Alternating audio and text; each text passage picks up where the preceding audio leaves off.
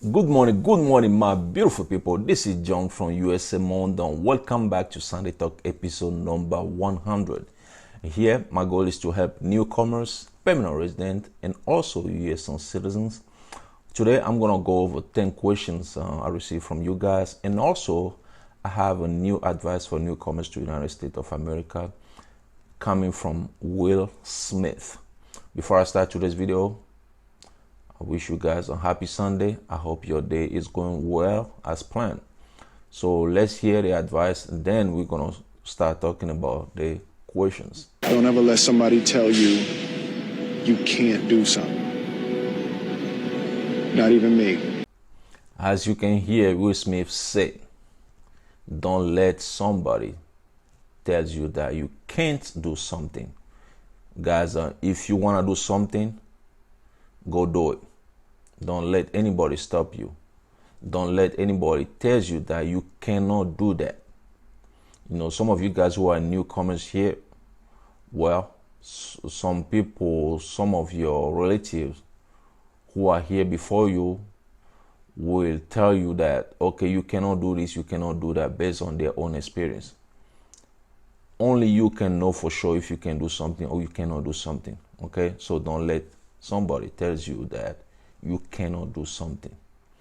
So let's get started with the first question of today's video.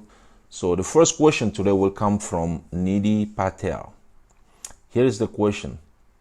May I have to add a 2020 income tax return, or it is okay with 2019, 2018, 2017?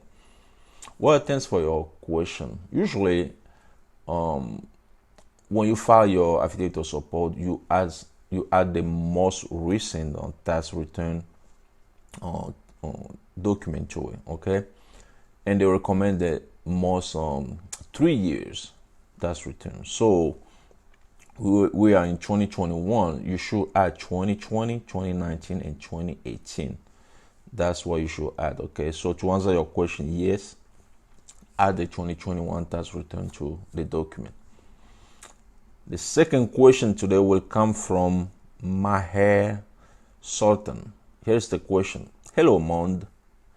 I have a co-sponsor who meets the income requirements and provide me with his tax file and W-2 for the recent tax year and previous 2 years.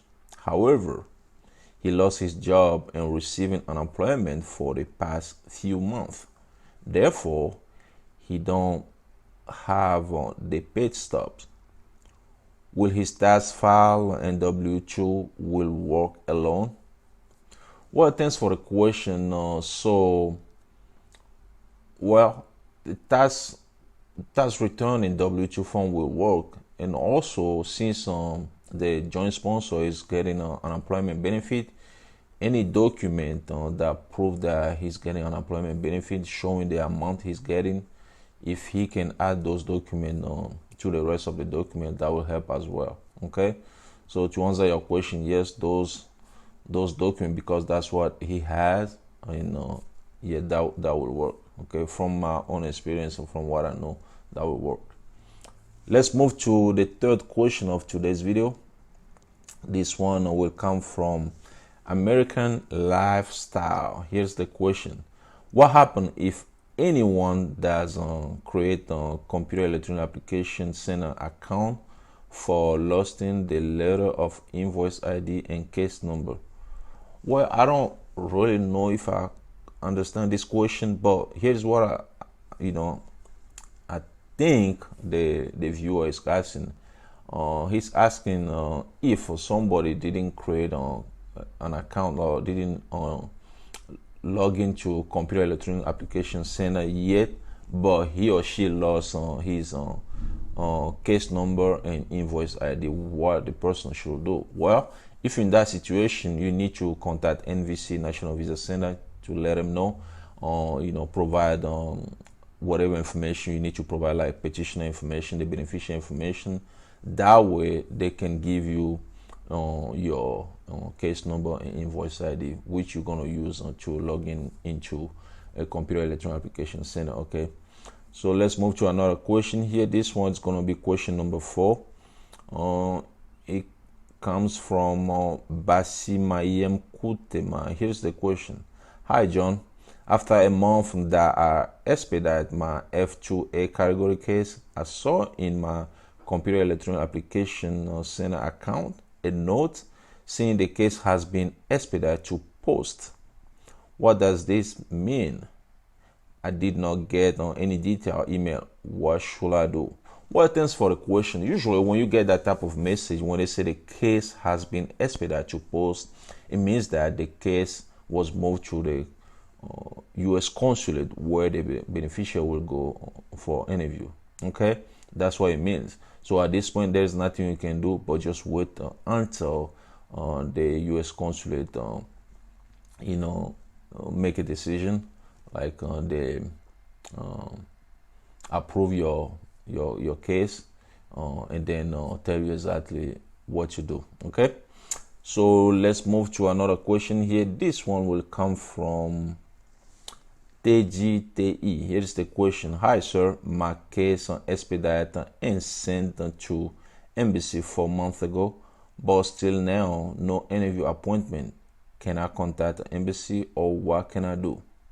Thanks for your question. Well, just like I told the previous viewer, once your case is sent to the embassy, you just have to wait until the embassy makes a decision and contact you and let you know exactly what you do. Okay, there's nothing else you can do. Even if you call them, they're going to tell you to wait. They're going to tell you that they didn't make a decision yet. Okay, let's move to another question here. This one will come from Sprinter. How to provide proof of U.S. domicile when living abroad?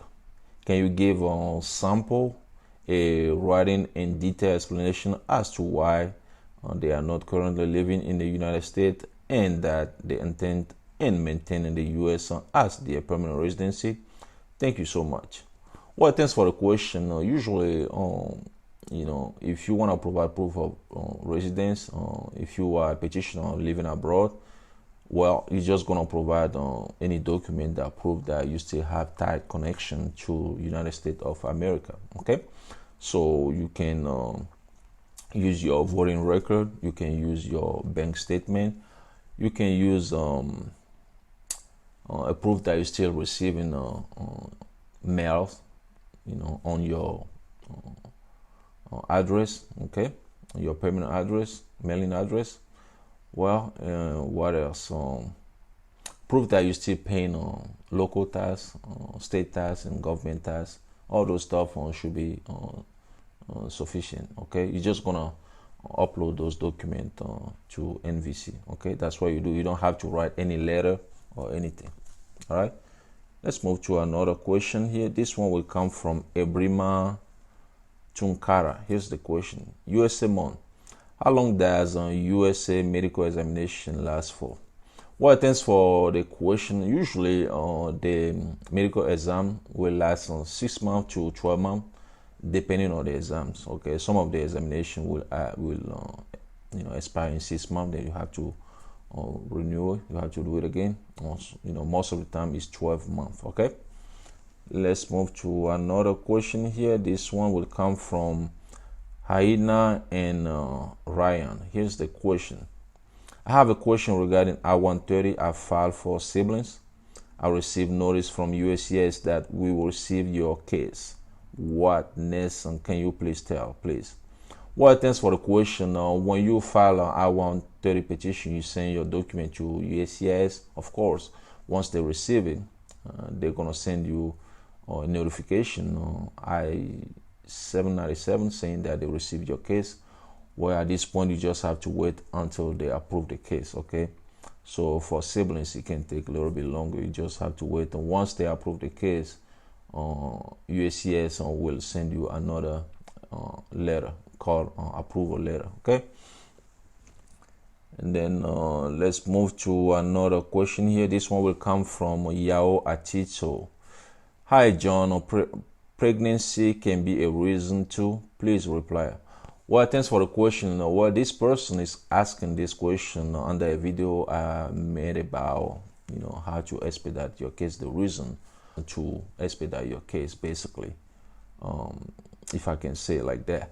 Well, he want to know if pregnancy can be a reason you can use to expedite your case.